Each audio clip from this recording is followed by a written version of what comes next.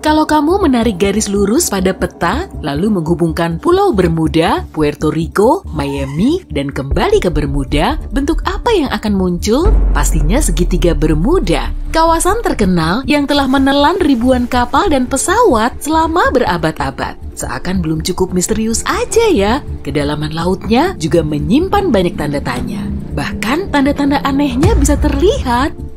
Biur, kapal selamu nyemplung ke dalam air dan mulai menyelami lautan hingga kedalaman 30, 300, 600, dan 900 meter. Kondisi di luar semakin gelap, dinding kapalmu mulai berderit saat tekanannya naik hingga lebih dari 10.000 kilopascal. Tekanan segitu setara dengan grand piano yang menghimpit seluruh tubuhmu. Setelah sampai di tujuan, kamu bisa melihat monster yang ditunggu-tunggu. Pas banget nih momennya. Dari kejauhan terlihat kilau hijau terang dalam gelap. Makin lama makin dekat dan ukurannya juga makin besar. Lihat tuh, hewan laut yang hobi banget bikin gigitan bulat kecil-kecil di tubuh ikan, lumba-lumba, paus, dan hiu lain. Apalagi kalau bukan hiu pemotong kue. Jangan terkecoh dulu sama ukurannya. Tubuhnya memang cuma sepanjang pin bowling, tapi cara hidupnya itu loh, parasit. Ia akan memangsa hewan lain dengan gigi tajamnya yang berderet-deret. Dalam sekali hap saja, makanan bisa langsung memenuhi perutnya. Setelah puas, ia bisa kabur dan melanjutkan hidup. Mangsanya juga sama, akan tetap melanjutkan hidup meski bagian tubuhnya telah koyak dengan bekas bulatan kecil. Berada di dalam kapal selam juga nggak begitu ngejamin kalau kamu akan aman loh. Hewan pemberani ini juga bisa memburu kapal selam. Udahlah, mending nggak usah nyari gara-gara dengan hiu yang bisa melubangi kapal selammu deh. Kita lanjutkan aja perjalanan ini biar bisa menyaksikan hewan aneh lain di dasar segitiga Bermuda. Kalau kapalmu turun 2 kali lebih dalam, kamu akan bisa melihat ikan naga. Gak seperti penghuni perairan dalam lainnya yang berwarna hijau dan biru, ikan ini menghasilkan cahaya dalam kisaran inframerah. Cahaya ini bikin tubuhnya bersinar dalam intensitas yang gak bisa dilihat oleh hewan laut lain. Akibatnya, ikan naga jadi sulit dimangsa dan dilihat mangsa. Ada juga hewan laut dalam yang sangat unik, cumi-cumi vampir. Ia bukan termasuk vampir, cumi maupun gurita, tapi tergolong dalam spesies unik. Matanya paling besar kalau dibandingkan dengan ukuran tubuhnya, dan saat merasa terancam, cumi-cumi vampir akan menekuk lengannya, sebetulnya sih sebagai upaya untuk membalikan tubuhnya. Kalau kamu melihat cacing bobit, mending jauhi aja deh. Hewan ini suka menguburkan diri di dasar laut dan cuma menyembulkan sebagian anggota tubuhnya. Beginilah cara cacing bobit memburu mangsa sambil membuka mulutnya yang mirip penjepit. Memangnya makanannya apa sih? Cacing lain dong, atau ikan yang tubuhnya sampai 7 kali lebih jumbo. Ia menggunakan 5 antena untuk mendeteksi lokasi mangsa, kemudian, dalam sekejap, cacing ini akan menerkam dan mencengkram si mangsa dengan mulut. Belum cukup sampai di situ, sambil mencengkram, ia akan menyuntikkan bisa, lalu menarik tangkapannya menuju liang untuk kemudian disantap. Salah satu parit paling dalam di segitiga Bermuda bernama Tongue of the Ocean. Di sini juga terdapat hiu harimau. Hewan laut ini punya ciri khas belang harimau abu-abu gelap di sisi tubuhnya. Hiu harimau merupakan hiu predator terbesar kedua setelah hiu putih. Karena tubuhnya bongsor, makanya juga banyak. Ia memangsa mamalia laut, hiu kecil, pari, dan penyu hijau. Sebetulnya kamu bisa tahu umur hiu harimau cuma dengan melihat pola garisnya. Garis di tubuhnya akan pudar seiring waktu, jadi kalau si hiu masih muda, garis ini kelihatan lebih jelas. Di segitiga Bermuda juga terdapat banyak zooplankton. Organisme kecil ini punya peranan penting dalam rantai makanan hewan laut. Tapi kalau nggak ada yang memangsanya, zooplankton akan terus tumbuh pesat hingga menutupi seluruh dunia cuma dalam waktu 4 bulan. Nah, jenis zooplankton yang terbesar adalah ubur-ubur. Ubur-ubur sudah ada sebelum dinosaurus mendominasi bumi. Kalau kandungan air di tubuh kita ada 60%, di tubuh ubur-ubur 95%. Saat ia terdampar ke pantai, sebagian besar tubuhnya akan menguap cuma dalam hitungan jam. Ada juga ubur-ubur yang hidup abadi. Ubur-ubur ini bisa kembali ke siklus polip, lalu tumbuh lagi seperti makhluk dari planet lain. Ubur-ubur luar angkasa juga ada loh. Pada tahun 1990-an, NASA membesarkan ubur-ubur di ruang angkasa untuk mencari tahu perkembangan hewan ini tanpa gravitasi. Ubur-ubur ini bisa tumbuh sehat di ruang angkasa, dan saat kembali ke bumi, hewan ini kesulitan menyesuaikan diri. Meski belum pernah keluar angkasa, belut Eropa sudah pernah keliling dunia. Ia berangkat dari Eropa menuju Laut Sargasso, lokasi segitiga Bermuda. Saat larva, belut Eropa melayang-layang di lautan selama 3 tahun. Ia juga dikenal sebagai bunglon laut, dan selama bertahun-tahun, belut Eropa terus berganti warna dari transparan menjadi kuning, lalu perak metalik. Ia termasuk hewan nokturnal dan suka ngumpet. Wah, kamu mau temenan sama belut Eropa nggak nih saat malam-malam nyari makanan di kulkas?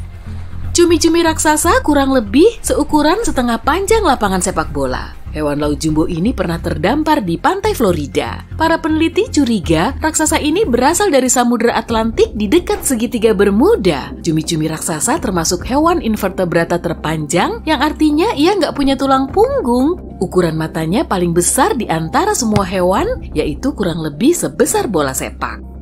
Hewan lain yang juga ada di dekat segitiga Bermuda adalah udang gua Starer. Ia sangat pandai bersembunyi sehingga nggak ada yang tahu keberadaannya sampai tahun 2011. Sebagian udang gua betina menghasilkan banyak telur. Menurut para ilmuwan, satu ekor udang bahkan bisa punya sekitar 2.000 telur. Petrel Bermuda merupakan burung khas dari Bermuda. Ia menjadi burung laut paling langka kedua di dunia. Banyak yang mengira burung ini sudah punah, tapi pada tahun 1951, Petrel Bermuda terlihat di pulau ini. Pikirannya bikin merinding.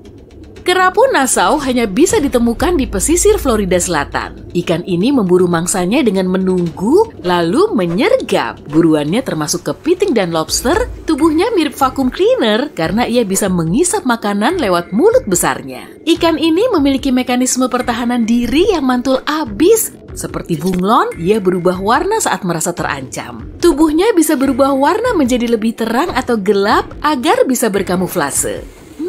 Pasti sulit dilihat ya.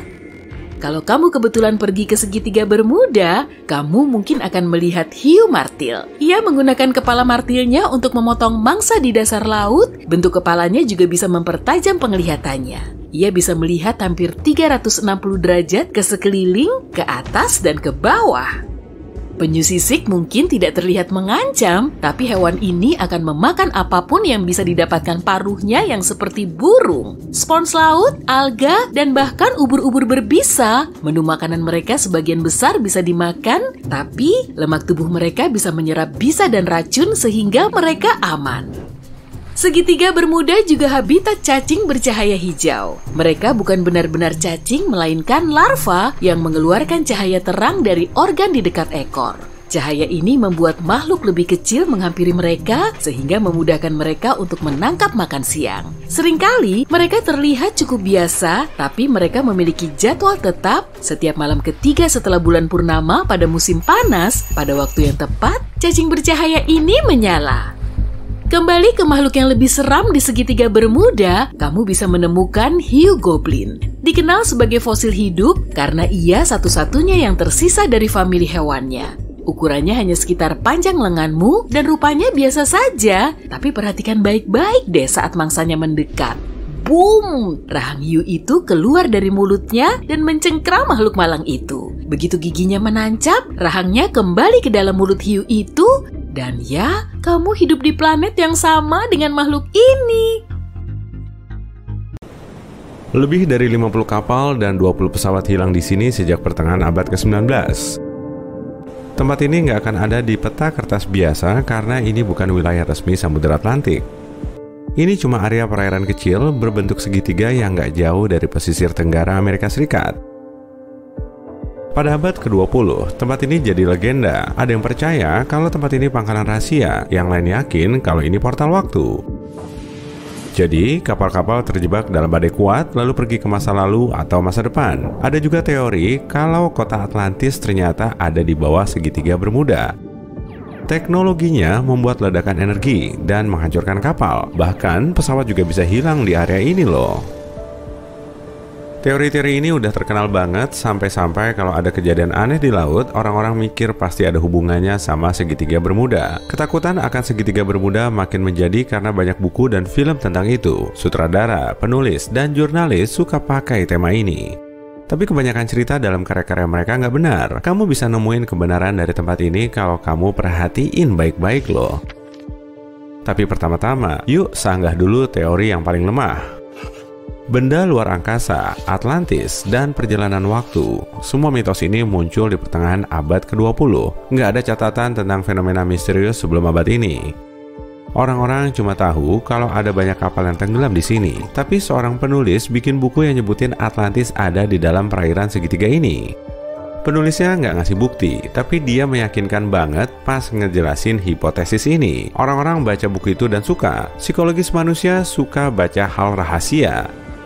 Kalau kamu tahu sesuatu yang orang-orang nggak tahu, kamu jadi ngerasa spesial. Pastinya, kamu mulai percaya sama rahasia ini.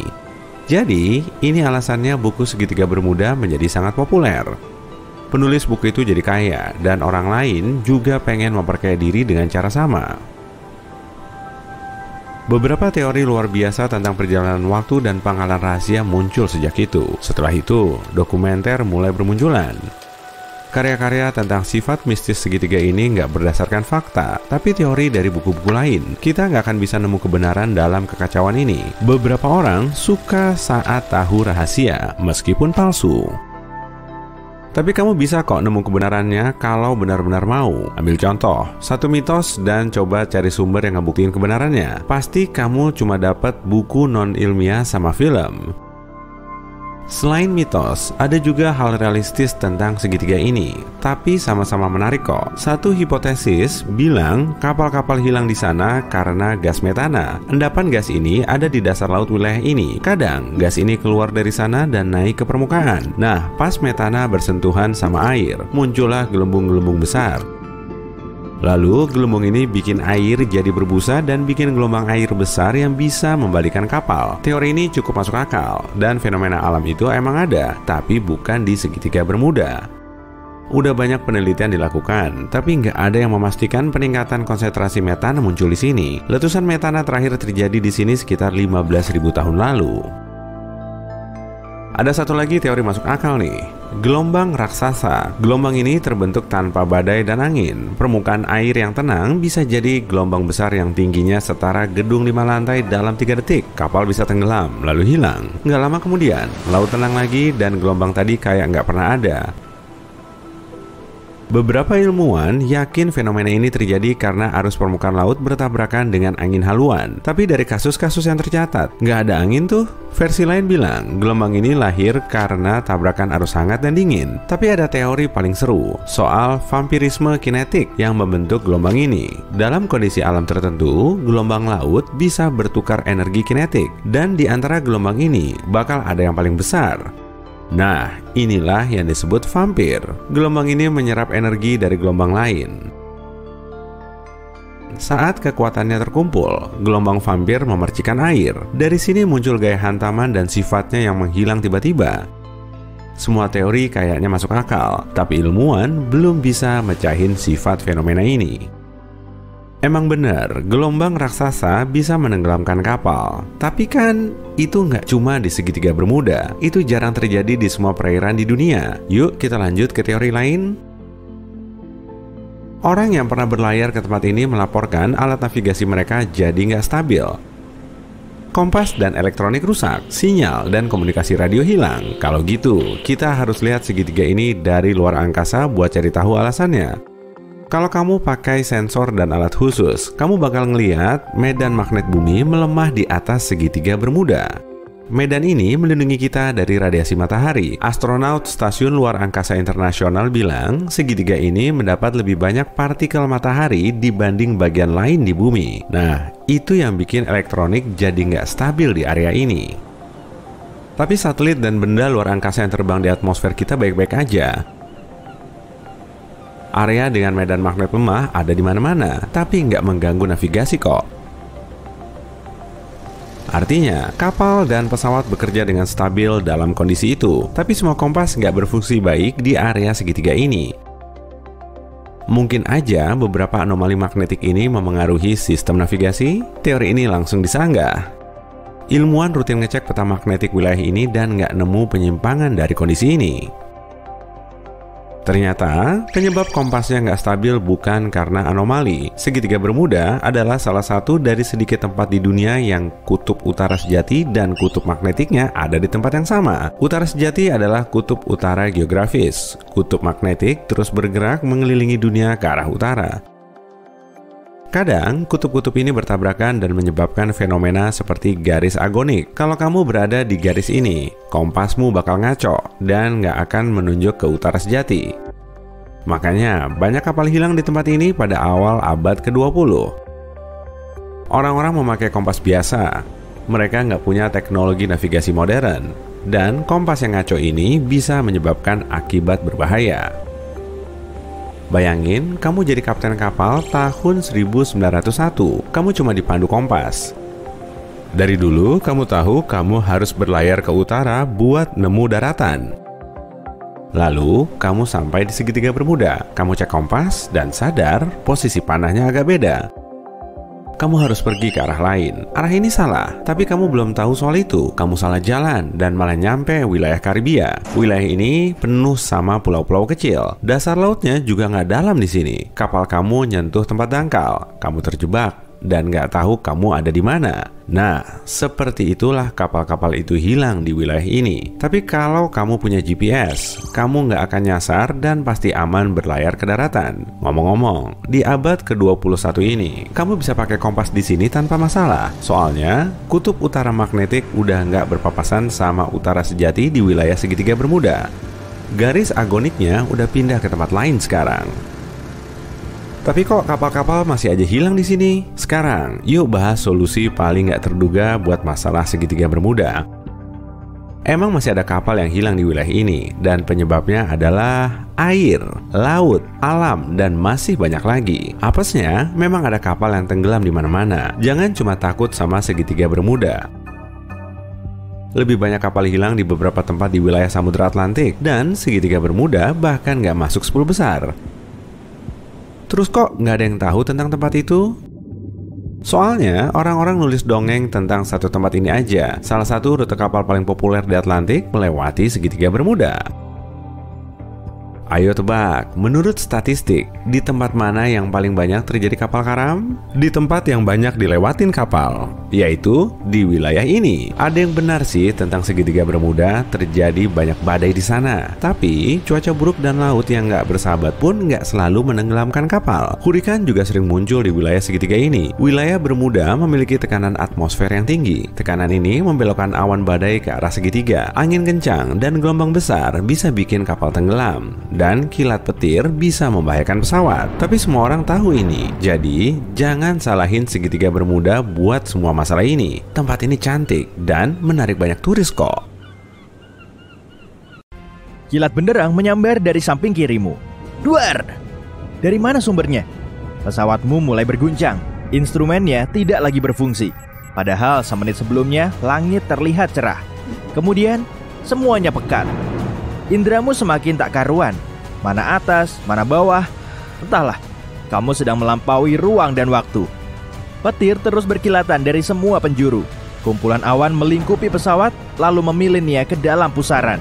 Kamu mulai mencengkeram kendali pesawat dan berulang kali meyakinkan diri, aku bisa keluar dari sini. Aku pasti bisa keluar. Di balik awan gelap yang berkelun, kamu melihat seberkas sinar. Inilah satu-satunya peluangmu. Pesawatmu terus mendekati sinar ini, seperti ngengat mendekati cahaya. Dan wush, kamu berhasil keluar dari pusaran angin yang mengerikan. Instrumenmu kembali berfungsi. Pesawat juga tak lagi berguncang. Kamu selamat.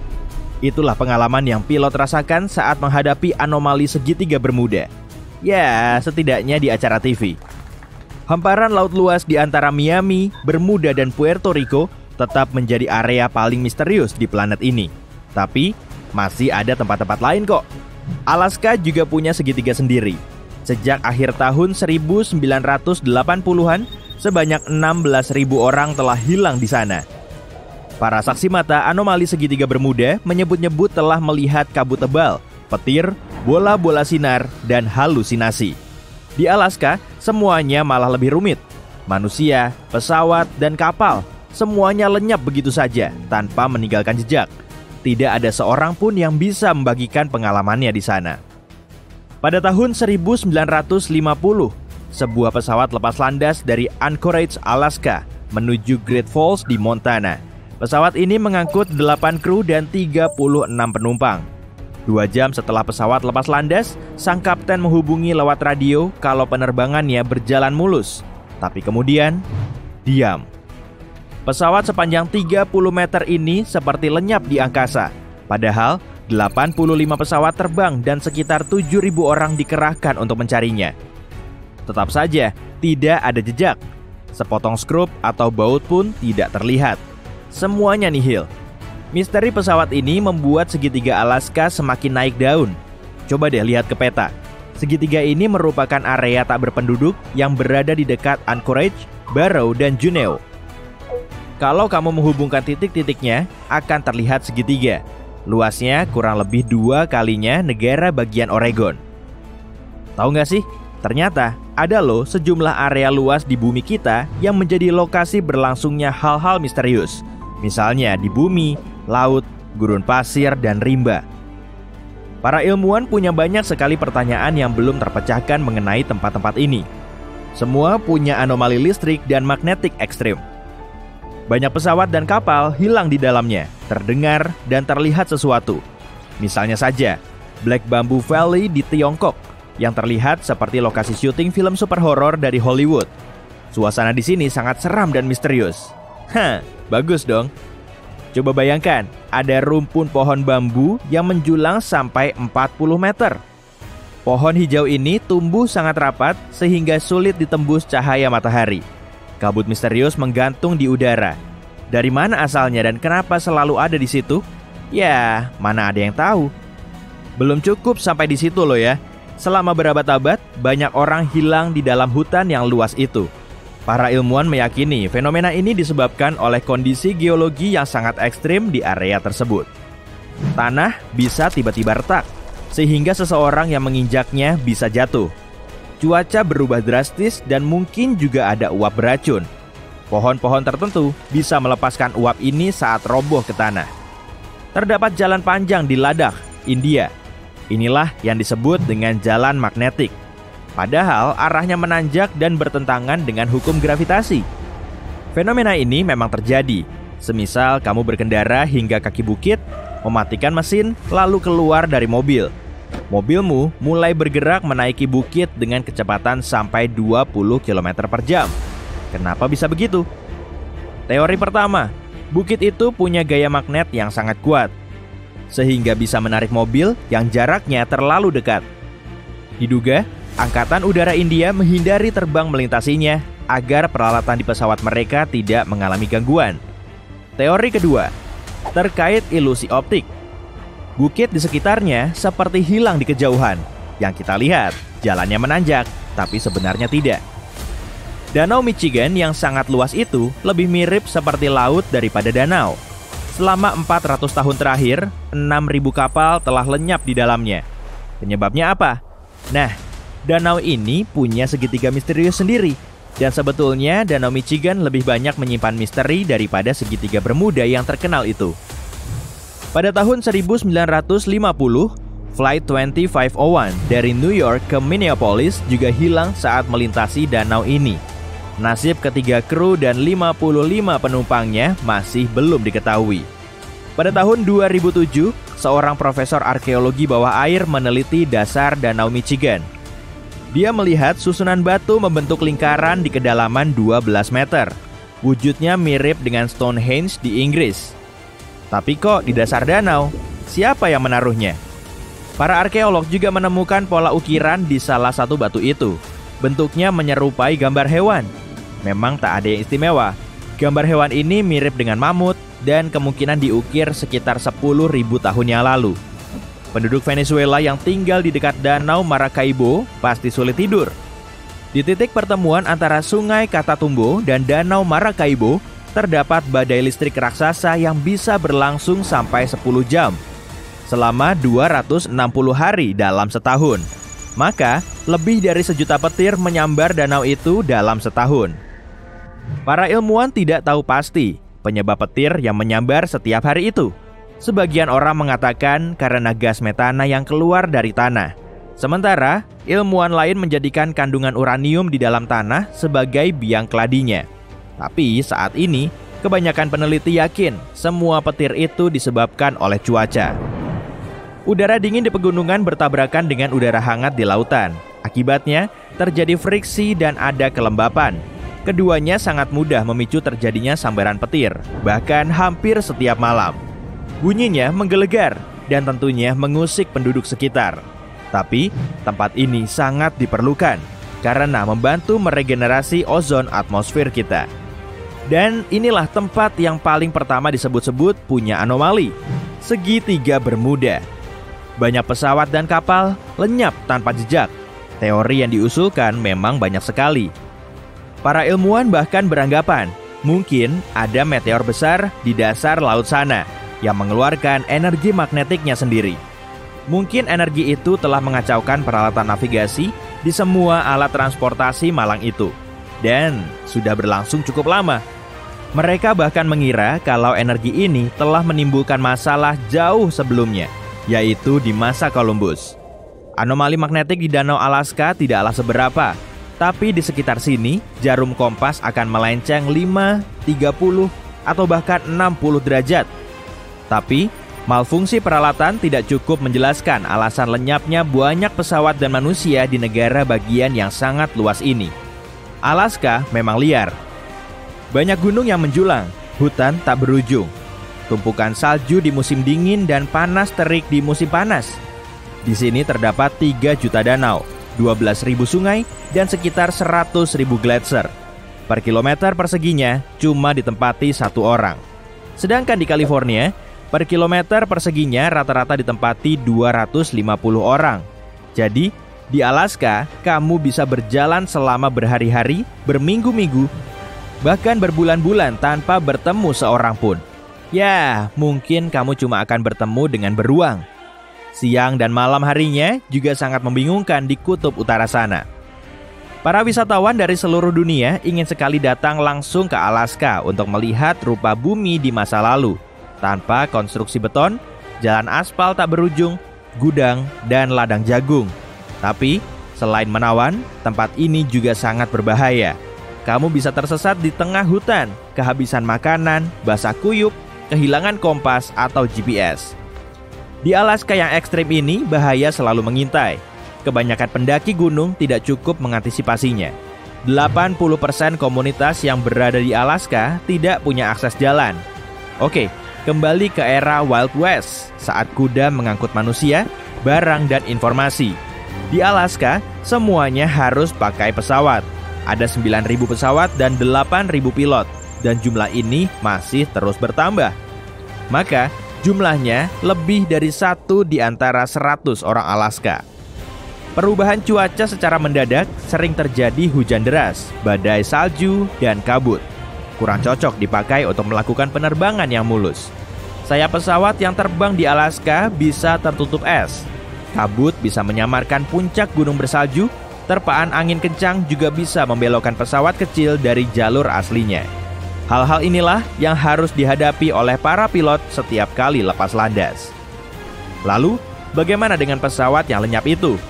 Para penyelidik percaya bahwa pesawat Douglas C-54 Skymaster hilang karena cuaca buruk. Serpihannya tertutup oleh salju atau jatuh ke dalam danau. 5% dari wilayah Alaska diselimuti gletser. Di dalamnya terdapat banyak sekali retakan. Ada yang bisa dimasuki 1 orang, beberapa orang, atau bahkan seluruh pesawat.